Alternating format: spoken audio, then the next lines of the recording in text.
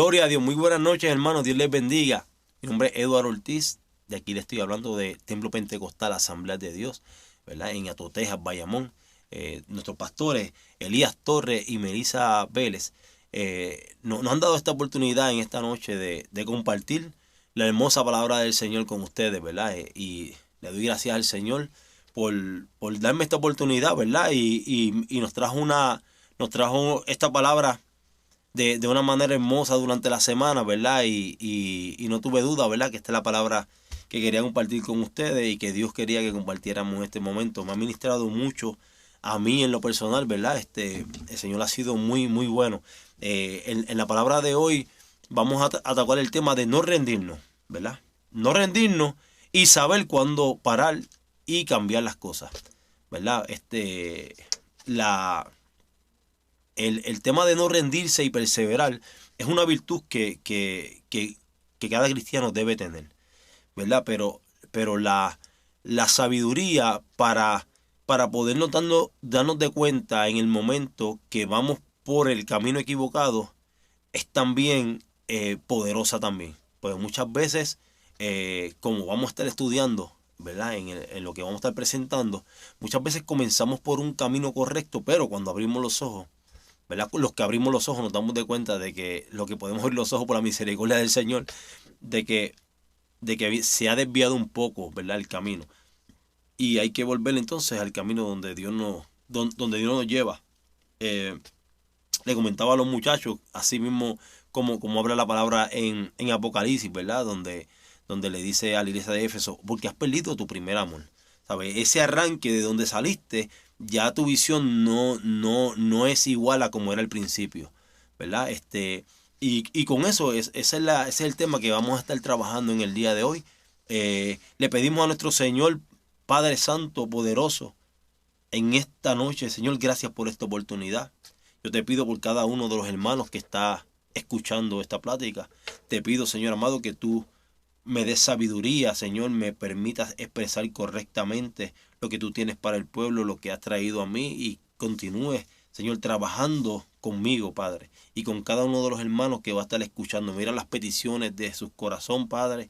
Mira, Señor, las situaciones que atraviesan cada uno de ellos. Señor, te pido que tú trabajes con poder, Padre, en cada uno de ellos, Señor, que ellos te vean y te sientan, Señor, de una manera especial, Señor, dando nuevas experiencias contigo, Señor, que nos ayuden, Señor, a crecer, Señor amado, a ser de bendición, Señor amado, y experimentar las grandes cosas que tú hablas en la palabra, Dios. En el nombre de Jesucristo y por el poder de tu Espíritu Santo lo pido. Amén, amén, amén, amén. Gloria a Dios. Bueno, pues en esta noche, no te rindas, ¿verdad?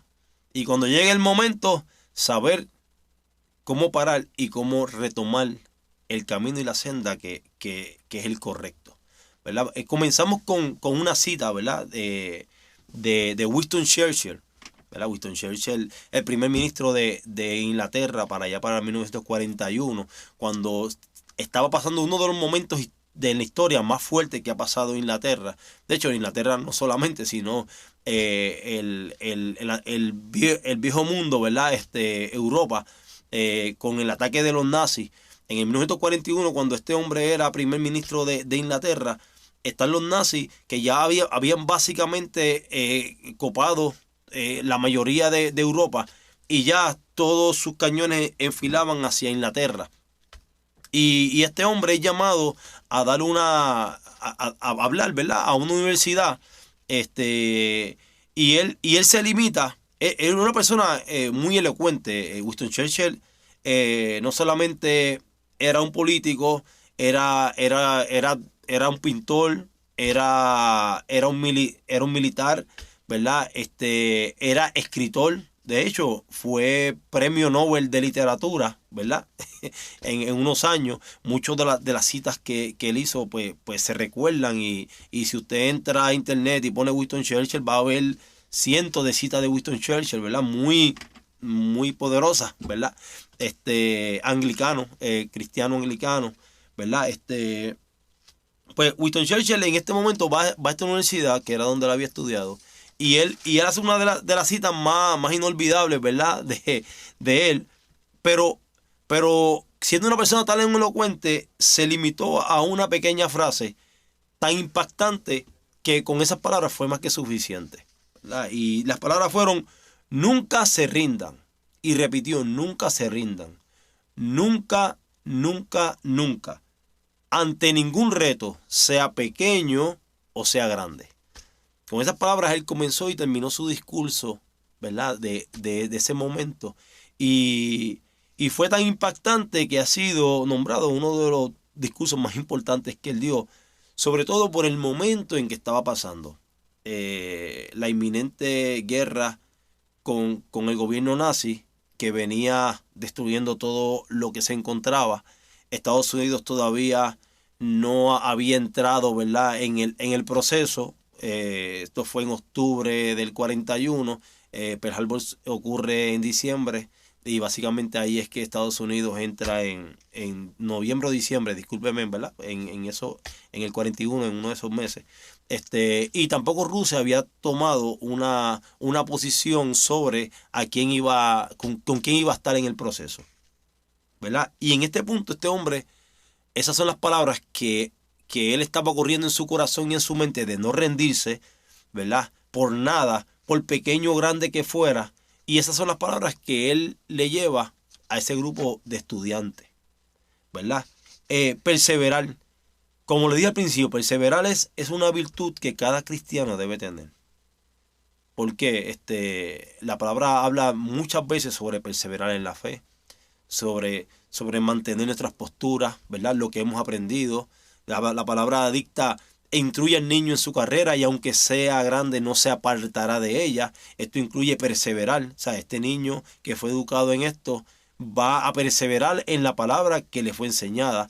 Es muy importante, ¿verdad?, el perseverar, y es una virtud cristiana, ¿verdad? Y es una virtud que Dios nos da a nosotros para mantenernos en las enseñanzas que hemos entrado, ¿verdad?, a través de su palabra y de las cosas que Él ha puesto en nuestros corazones, ¿verdad? Si vamos a la palabra, en Lucas 18, en el versículo 2, gloria a Dios. Vemos aquí Jesucristo hablando. Dice: había una ciudad, un juez, que ni temía a Dios ni respetaba al hombre. Esto es una parábola de Jesucristo, ¿verdad? Había también en aquella ciudad una viuda, la cual venía a él diciendo: hazme justicia de mi adversario. Y él no quiso por algún tiempo, pero después de esto dijo dentro de sí: aunque ni temo a Dios, ni tengo respeto a hombre, sin embargo, porque esta viuda me es molesta, le haré justicia, no sea que viniendo de continuo me agote la paciencia. Gloria a Dios. Esto es una parábola que Jesucristo hace, ¿verdad? Que no, siempre que hablamos sobre perseverancia y mantenernos, pues esta es la parábola, ¿verdad?, que siempre nos toca. Y la dijo el mismo Jesucristo. Y es necesario que estemos conscientes de que nosotros le servimos a un Dios que no es injusto, ¿verdad? No es un juez, no era como este juez injusto. Nosotros le servimos a un Dios que es bueno, que es fiel y que es verdadero, ¿verdad? Y como dicta la palabra en un momento dado, si nosotros, siendo malos, sabemos dar buenas dávidas a nuestros hijos, cuánto más Dios, ¿verdad? Y lo hace en referencia al Espíritu Santo. Pues Dios le gusta que nosotros perseveremos en lo que Él ha puesto en nuestro corazón. Y las cosas que Dios pone en nuestro corazón, cuando nosotros le servimos a Dios, dice que todo lo que pidamos al Padre en su nombre, ¿verdad? No será dado, ¿verdad? Sí, obviamente, pidiendo según las cosas que Dios tiene, sabiendo que todo lo que Dios nos va a dar opera para bien en nosotros. Quizás muchas veces lo que pidamos viene de forma diferente, pero siempre va a ser de beneficio para nuestras vidas, porque así es el Dios que nosotros le servimos, ¿verdad?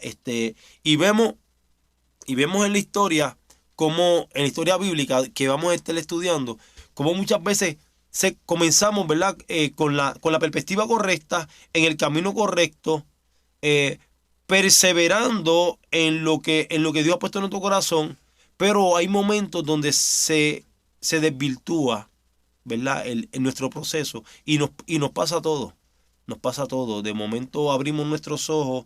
No sé si le ha pasado, está buscando en el televisor algo para ver, ¿verdad? Y de momento pasa por un canal, por el canal 60 y pico, y eso se ve llamativo. Pero sigue buscando y ya va por el 200. Y cuando no ha encontrado nada, dice, ¿en qué canal era aquello que yo vi, ¿verdad? Y lo que quería ver, pues ya como que se le fue de la mente, o está hablando y de momento el tema que estaba hablando se le fue y de qué yo estaba hablando, ¿verdad? Porque somos humanos y mientras estemos en esta incapacidad, ¿verdad? Corporal, estas cosas pues van a pasar, ¿verdad? Y para eso es la misericordia de Dios.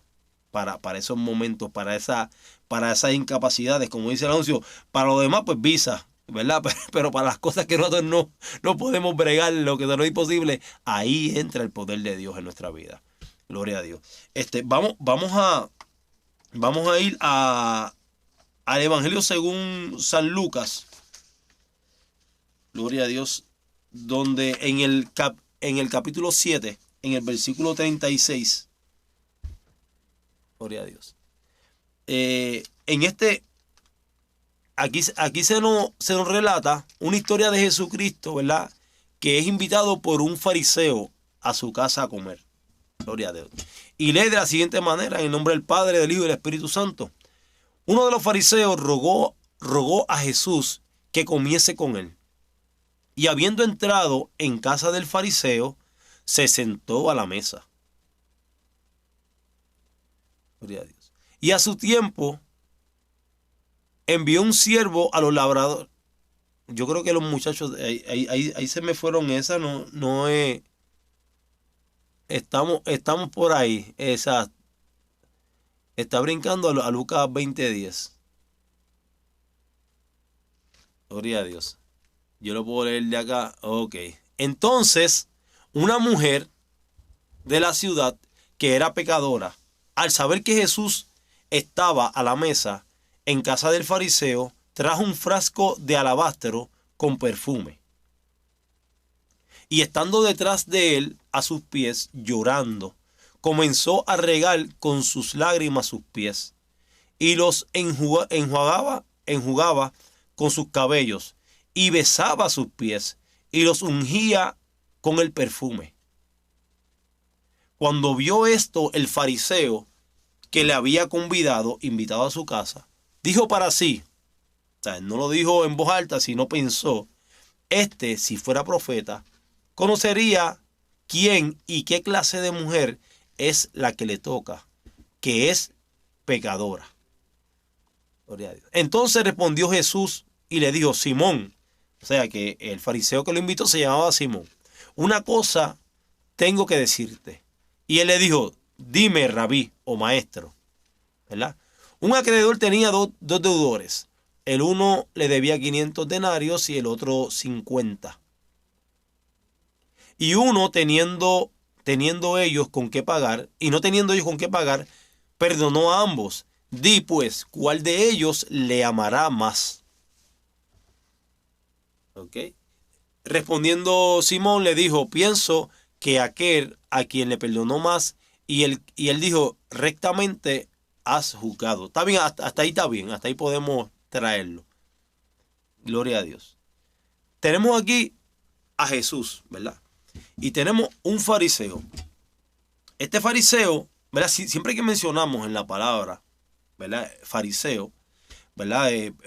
Tenemos en nuestra mente, rápido nos viene el prejuicio, ¿verdad? De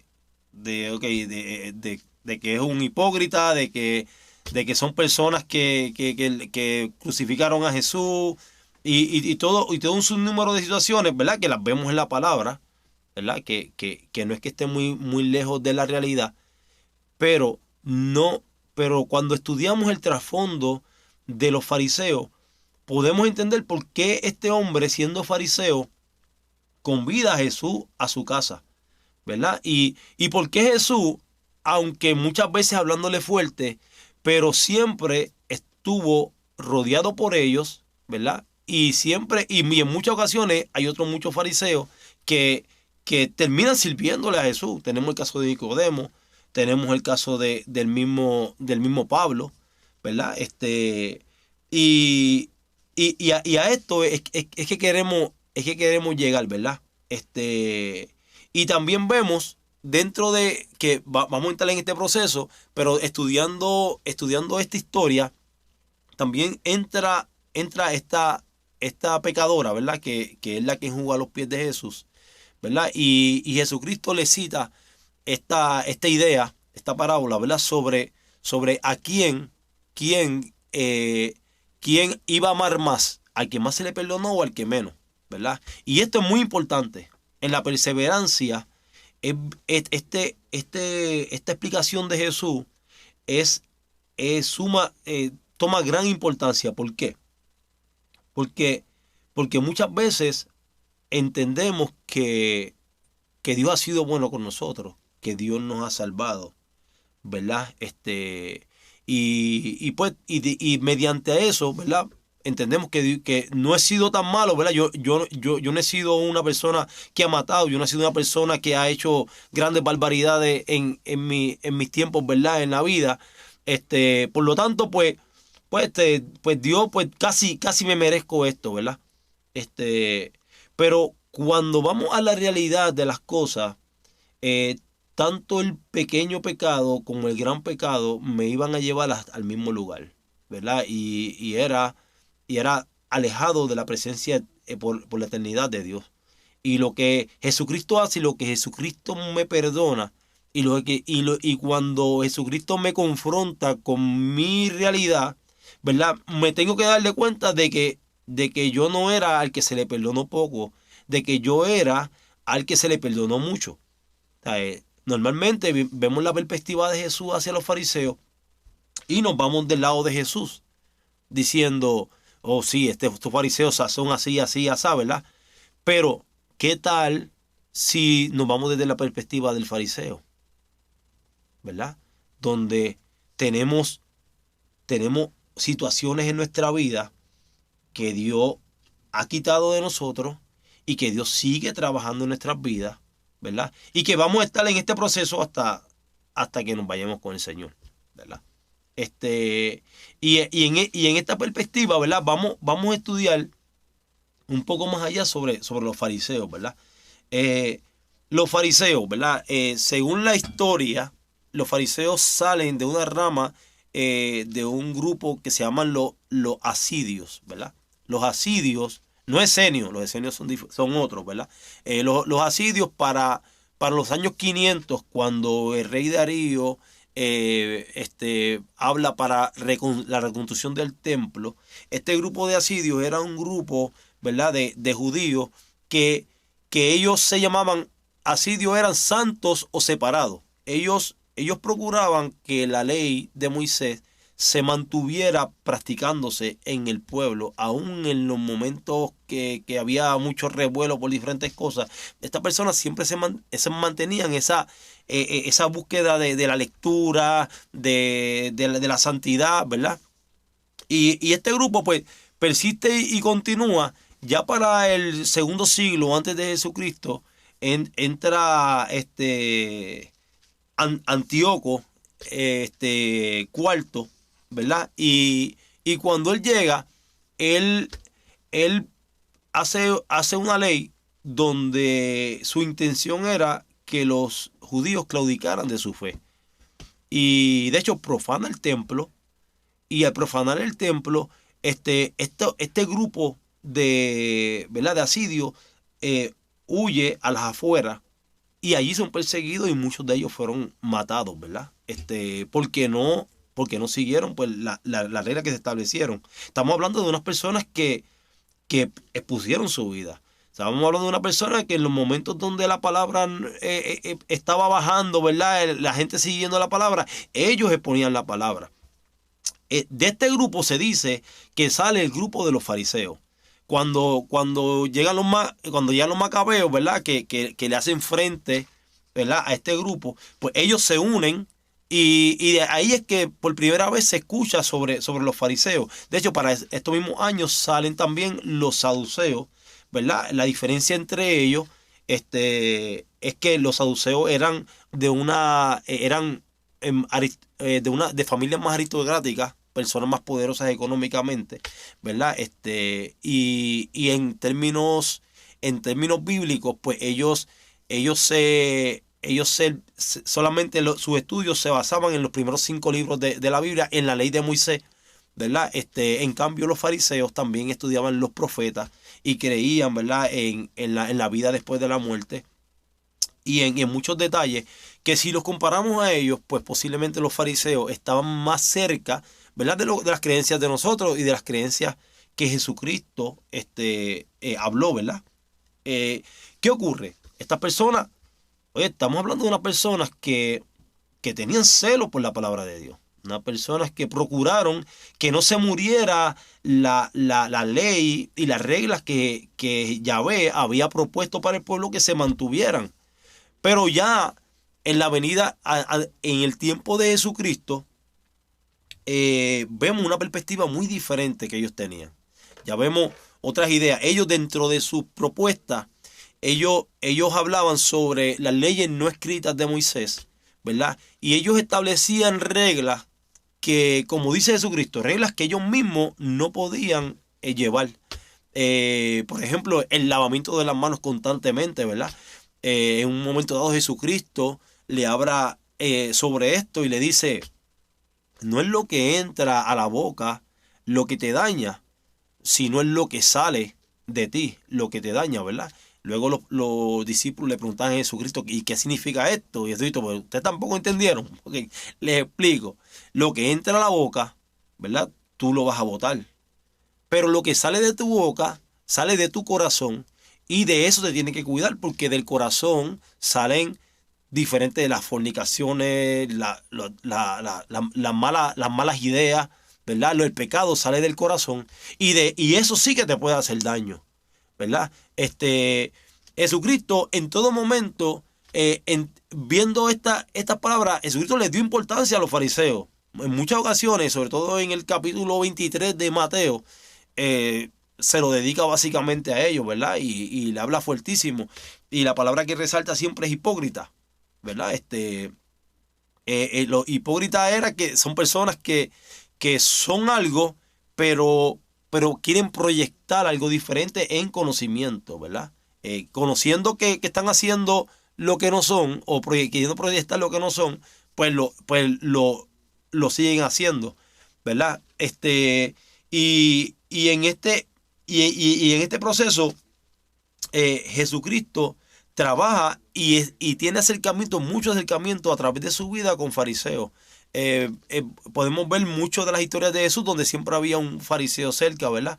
Y aquí vemos cómo este fariseo lo invita a su casa, lo convida a su casa. No vemos tanta cercanía con los saduceos. ¿Por qué? Los saduceos no creían en los profetas, ¿verdad? Ni siquiera estaban en la expectativa de este Mesías, ¿verdad? Tanto los saduceos como los fariseos eran los que estaban a cargo del Sanedrín, ¿verdad? El Sanedrín estaba compuesto por el sacerdote, que casi siempre era saduceo, porque tenían más poder político y siempre estaban de acuerdo con el poder político que llegara a invadir a Jerusalén, ¿verdad? Y los fariseos, ¿verdad? Que básicamente eran los maestros de la palabra. Pero dado a su expectativa bíblica sobre la profecía y todo, los fariseos, al ver a Jesús, algunos de ellos, como es el caso de este que estamos estudiando, dijo: puede ser este profeta. Estamos hablando de que por más de 500 años no había llegado profeta a Jerusalén. Y llega este hombre, Jesús, ¿verdad? Nuestro Señor, y comienza a hacer cosas que ellos nunca habían visto. Entonces, de hecho, hoy día fueran cosas que nosotros no hemos visto, cosas que citan la Biblia. Y para ese tiempo, 500 años después de que no había nada, ¿verdad? Jesucristo hizo cosas increíbles. Y ellos también, será este Cristo. De hecho, lo siguieron cuando y viajaban a diferentes lugares para verlo y para escucharlo, ¿verdad? En la última plática que tuvimos, ¿verdad? De influencer, Jesucristo como influencer, ellos buscaban donde estaba Jesucristo para escuchar lo que él decía. ¿verdad? Este, pero, pero su visión había sido cambiada.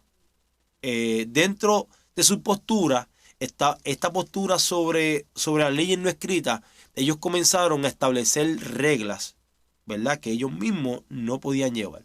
Y esto los llevó a ser más exigentes o a querer estar más de acuerdo con estas posturas escritas por ellos que con la misma palabra. Y por eso es que Jesucristo los llama de la manera en que los llama. Gloria a Dios. Eh, y en este punto de donde yo digo, hay veces que necesitamos evaluarnos, ¿verdad? Este, cuán cerca estoy de lo que he creído, cuán cerca estoy de la palabra, ¿verdad? Hay también una historia muy hermosa. Cuando Jesucristo resucita, ¿verdad? Hay dos hombres que van camino a Emaús, ¿verdad? Y en el camino Jesucristo se les presenta. Eh, Dice que estas personas eran de los seguidores de Jesús, ¿verdad? Y de hecho, según lo que ellos dicen, cuando ellos comienzan a hablarle a Jesús, que no se habían dado de cuenta que era él, ¿verdad? Le dicen que hubieron unas mujeres que dijeron que parece que ya él no estaba en el lugar donde lo enterraron, ¿verdad? Donde lo pusieron, que el cuerpo ya no estaba. Pero ellos todavía estaban tristes porque ellos esperaban que Jesús iba a ser el libertador. Y estaban hablando con Jesús, pero no sabían que era Jesús, ¿verdad? Y continúa la historia, ¿verdad? Y Jesucristo comienza entonces a hablarle de la ley de Moisés, desde que Moisés habló de él, desde que los profetas hablaron de él y desde los salmos que hablaban sobre él también. Jesucristo le empieza a hablarle a ellos de esto y ellos se quedan como fascinados, ¿verdad? Y lo invitan a su casa a comer con ellos. En esto data la historia de que Jesucristo se sienta con ellos y parte el pan, ¿verdad? Es una segunda santa cena. Parte el pan con ellos y cuando parte el pan se le abren sus ojos a ellos, ¿verdad? Y ellos se dan de cuenta con quién estaban. Y en ese momento desaparece Jesús. Gloria a Dios. ¿Y qué pasó con ellos en este momento? Ellos habían dejado en Jerusalén a las personas que estaban a la expectativa de qué iba a pasar. Ellos se habían alejado del grupo y de las cosas que habían aprendido. Ellos se fueron, perdimos el tiempo, ¿sabes? Pasó esto y cuando le estaban hablando con el que creían que era un forastero, que era Jesús, le decían, no sabe lo que ha pasado. ¿Sabe? Este Jesús que era profeta, pasó esto y esto y esto. ¿Sabe? Ellos estaban a punto del camino que ellos habían aprendido con Jesús. En la Biblia datan los nombres de los apóstoles, pero hubieron muchas personas que estuvieron siguiendo a Jesús desde el principio, ¿verdad? Y que fueron fieles y que estaban, la lista habla de, la Biblia dicta de 500, después esos 500 se dieron a 120, pero que estuvieron ahí y fueron fieles. Y posiblemente estos dos estuvieron en esos 120, porque después de esa experiencia que tuvieron, era difícil ¿verdad? Que volvieran a echar para atrás. Pero ¿qué pasó? ¿Qué es lo importante? Cuando vamos a y me gustaría leerlo, esto ocurre en Lucas 24, en el versículo más o menos como 17. Vamos a ver si los muchachos me ayudan con eso ahí. Cuando ellos se dan de cuenta que con quien estaban hablando era con Jesús, que sus ojos les son abiertos, ellos dictan una palabra. ¿Qué pláticas son estas? Gloria a Dios. Gloria a Dios. 17.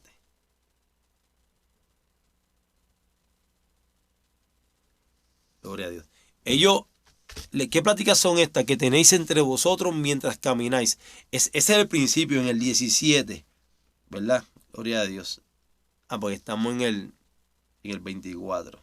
Gloria a Dios.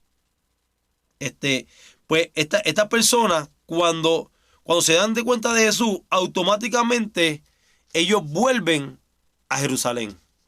y vuelven a encontrarse con los 11, ¿verdad? Y con los que estaban allí esperando, ¿sabe? Ocurrió un cambio. Ellos tuvieron con Jesús. Ocurre la situación de Jesús, que Jesús es crucificado y Jesucristo muere.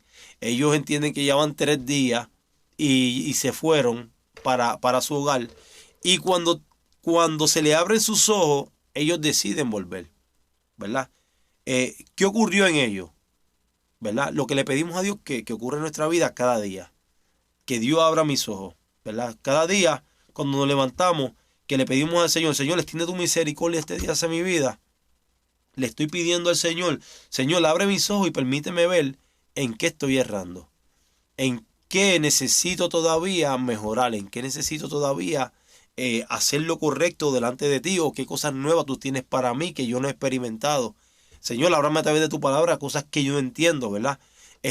A estos hombres les fueron abiertos los ojos y volvieron a donde tenían que estar. Probablemente disfrutaron de la grandeza de los 50 días después de este evento, ¿verdad? Porque ese fue el mismo día que Jesucristo resucitó, que la llegada del Espíritu Santo, el Pentecostés, ¿verdad? En cambio los fariseos, ¿verdad?